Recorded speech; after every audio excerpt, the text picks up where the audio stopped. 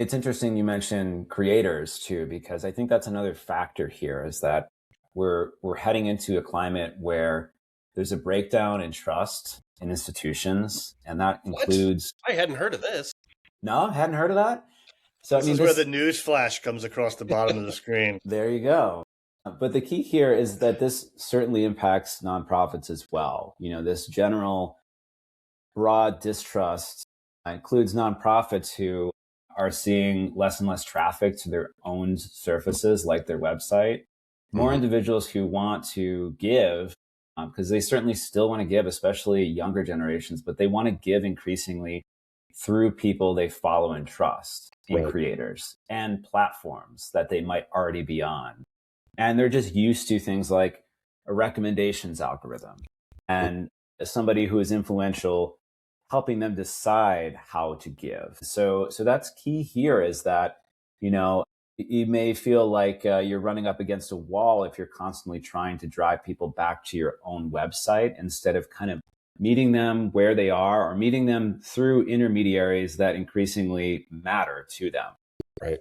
Yeah, it's I'm thinking back to a lot of the stuff that was beaten into our heads years ago as marketers is that, people trust recommendations from obviously friends and family carry the most weight, but then recommendations from complete strangers will often carry more weight than official word from a brand's official voice, right? And stuff they're saying. So it's a little crazy to think that that people put more trust in what they hear from complete strangers online, but if it's presented as a recommendation, that can often carry a lot more weight.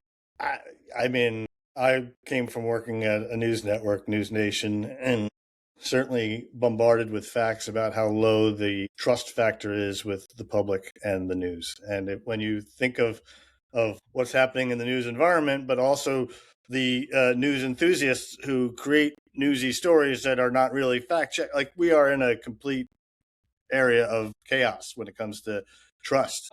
A younger demographic has no problems making donations through social media or getting motivated to give through social media. But when you're talking to an older audience, obviously they often, are a little suspicious of getting scammed or things like that. And so they prefer giving through a website for an organization to know, or picking up the phone and calling them or making sure that their money is going to the right person. But as you say, like audiences by and large aren't going to the official sites of different groups.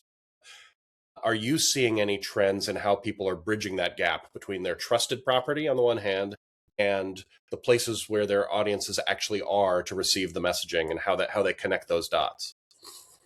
Yeah, a great question. Yeah, I mean, I certainly think it's not an either or, it's a both, right? And that's really our value proposition with GoFundMe Pro is that you need both best-in-class online fundraising tools, and you need access to more acquisition channels.